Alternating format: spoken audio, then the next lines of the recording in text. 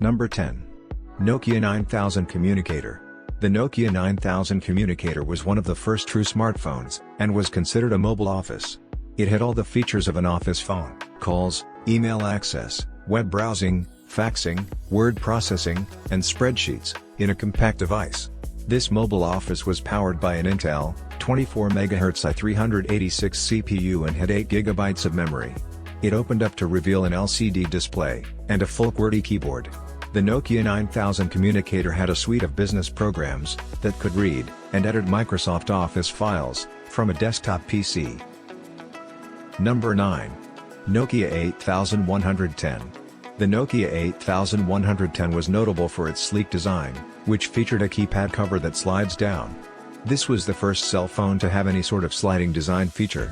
It was also the first Nokia phone with a graphic LCD screen. Another unique feature of the Nokia 8110 was that it was the first cell phone with smart SMS technology. This allowed users to send and receive ringtones through text messaging, among other capabilities. Number 8. Motorola StarTAC. The Motorola StarTAC is perhaps one of the most iconic cell phones from the 1990s.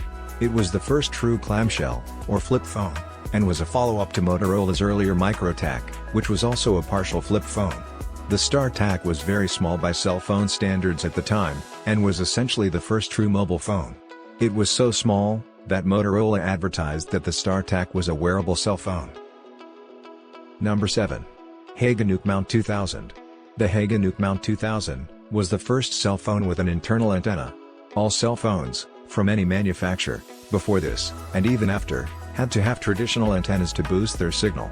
Additionally, the Hanvon Mount 2000 and its predecessor, the Hanvon Mount 900, were the first cell phones to have soft keys, buttons that have more than one function. Hanvon sold off its mobile phone division in 1995. Number 6. IBM Simon. The IBM Simon made its debut in 1994, as the world's very first smartphone. The IBM Simon was a touchscreen PDA, personal digital assistant, designed by IBM, and manufactured by Mitsubishi Electric.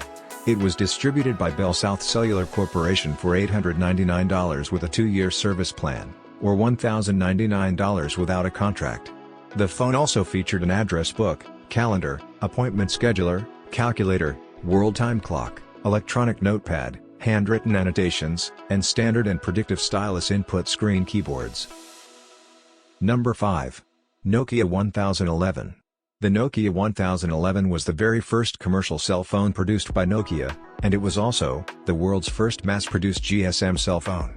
By the standards of the time period, the Nokia 1011 was pretty compact and could fit into pockets and purses. Additionally, this was the first commercial cell phone that could send and receive text messages, kicking off Nokia's dominance in cell phone market over the next few years. Number 4. Motorola International 3200. The International 3200 was designed to replace original analog cell technology, developed in the late 1960s and early 1970s, and first commercially available in 1983. It took 5 hours to charge the Motorola International 3200, and it can last in standby for 8 hours, or 30 minutes to an hour of continuous talk time. Number 3. Orbital 901. The Orbital 901 might look like a landline phone, but it was the world's first GSM, Global System for Mobile Communications, mobile phone. Due to the cumbersome nature of the Orbital 901, it wasn't very popular, but it opened the door for later GSM models.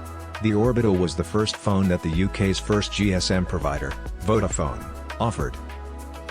Number 2. Motorola MicroTAC 9800X.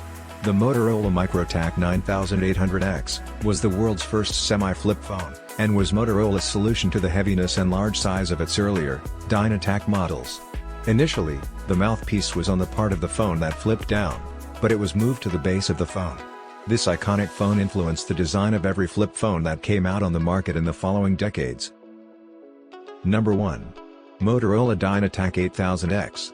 The Motorola Dynatac 8000X, aka the brick phone, became the first commercial cellular phone to receive FCC approval on September 21, 1983, making it the oldest cell phone ever in the world. A prototype that is the predecessor of the Motorola Dynatac was completed in 1973, and it was able to make a phone call. Over the next decade, Motorola spent more than $100 million developing the Motorola Dynatac, which was finally released to the public in 1984. By today's standards, the Motorola Dynatac was heavy, large, and kind of a pain to use. It took 10 hours to charge, and could only make calls for up to 60 minutes. Despite all this, there was a waiting list to buy the Motorola Dynatac, and this legendary cell phone set off decades of innovation, research, and development that led to today's smartphones. Thank you for watching. Don't forget to subscribe for more history content.